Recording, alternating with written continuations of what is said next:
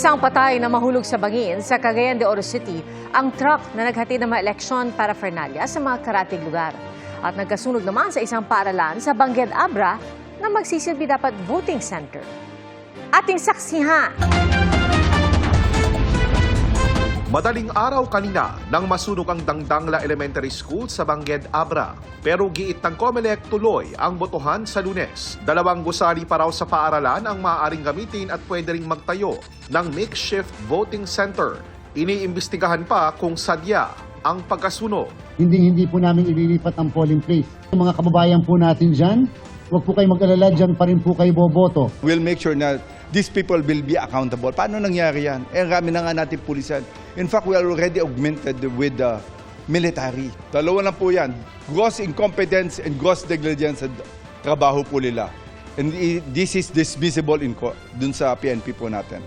Simula ngayong araw, isinailalim na sa COMELEC control ang bayan ng Rizal sa Cagayan. Kasunod ito ng pagkakalagay sa red category ng bayan bilang election area of concern matapos ang pamamaril kay Rizal Mayor Joel Ruma. Tuloy naman ang final testing and sealing ng mga automated counting machine gaya sa ilang lugar sa Visayas. Walang nakitang problema sa mga ACM sa Iloilo City. May ilang balota namang hindi kaagad tinanggap ng ACM sa Oton, Iloilo. Pero sabi ng COMELEC, normal lang ang ganitong problema. Naging maayos naman ang testing at sealing sa Talisay City, Negros Occidental. Pero sa ibang bayan sa probinsya, may 4 na ACM ang naiulat na hindi gumana. Merong mga minor problems na encounter, like yung may nasira na ACM, automatically na po yun, na-reported natin na sa National Support Center, palitan yung ACM na hindi nag-work. May mga balota namang hindi binasa ng ACM sa General Santos City. Ganun pa rin. Nasolusyonan din agad ito ng DepEd Supervisor Official at Technical Support Staff.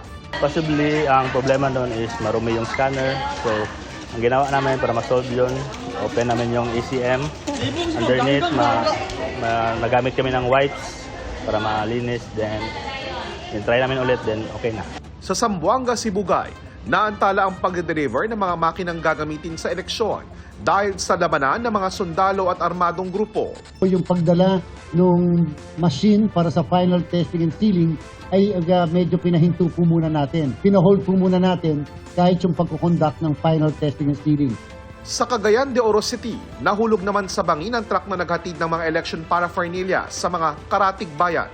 Ayon sa pulisya, nawalan umano ng preno ang truck kaya bumangga ito sa isang tricycle at nahulog sa bangin. Patay ang isang sakay ng truck habang 4 ang sugatan.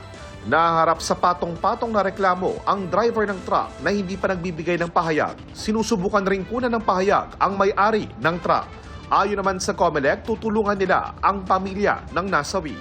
Nilinaw naman ng COMELEC na hindi nila ito empleyado kundi tauhan ng kakontrata nilang kumpanya sa paghahatid ng gagamitin sa eleksyon.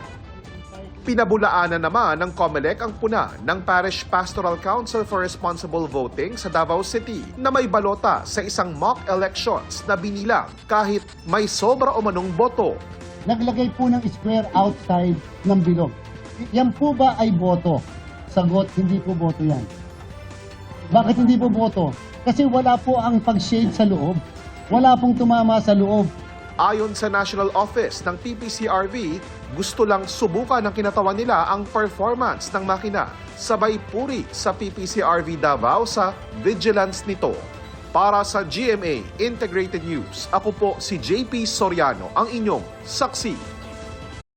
Mga kapuso, maging una sa saksi. Mag-subscribe sa GMA Integrated News sa YouTube para sa iba't ibang balita.